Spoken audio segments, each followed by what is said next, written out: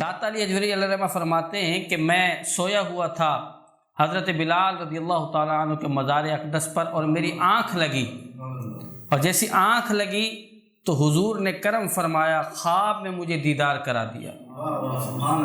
حضور علیہ السلام کو جب داتا علی حجویری کہتے ہیں میں نے دیکھا تو آپ کی گود میں کوئی شخص تھا، تو کہتے ہیں میں آگے بڑھا اور میں نے حضور کے قدموں کو بوسہ دیا۔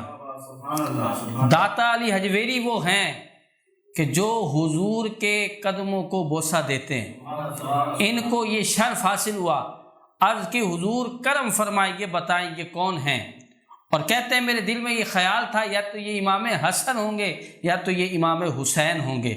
کہتے ہیں جب میں آگے بڑھا اور میں نے سوال کیا حضور کرم فرمائیں یہ بتائیں یہ کون ہے، تو میرے آقا علیہ السلام نے فرمایا یہ تمہارا امام نعمان بن ثابت ابو حنیفہ ہے، یہ تمہارا بھی امام ہے اور تمہارے شہر والوں کا بھی امام ہے۔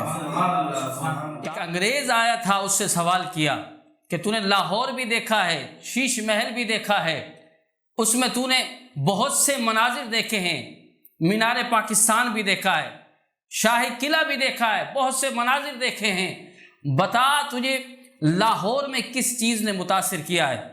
وہ انگریز کہتا ہے میں نے بہت سے مناظر دیکھے ہیں، لیکن لاہور میں ایک ایسی قبر ہے جو مسلمانوں کے دلوں پر حکومت کر رہی ہے، اور وہ کس کی قبر ہے؟ داتا علی حجویری علیہ الرحمہ کی ہے۔ ایک جوگی سامنے آیا داتا علی حجویری علیہ الرحمہ کے، داتا علی حجویری علیہ الرحمہ کی شان دیکھیں کہ اللہ تعالیٰ نے کتنا مقام دیا ہے۔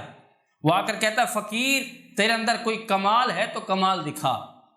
اب یہ کہہ کر وہ ہوا میں اڑنا شروع ہو گیا۔ داتا علی حجویری علیہ الرحمہ نے اپنی جوتیوں کو حکم دیا کہ جاؤ اور اس پر اتنا برسو کہ یہ نیچے آ جائے۔ اب وہ ہوا میں اڑ رہا تھا، جب وہ ہوا میں اڑ رہا تھا کتنا بڑا کمال ہے، لیکن داتا کا پاور دیکھیں، داتا نے جب اپنی جوتیوں کو حکم دیا تو جوتیاں ہوا میں اڑنا شروع ہو گئیں، اور اس پر اتنا برسی کہ وہ نیچے آ گیا، اور نیچے آ کر آپ کے قدموں میں گرا۔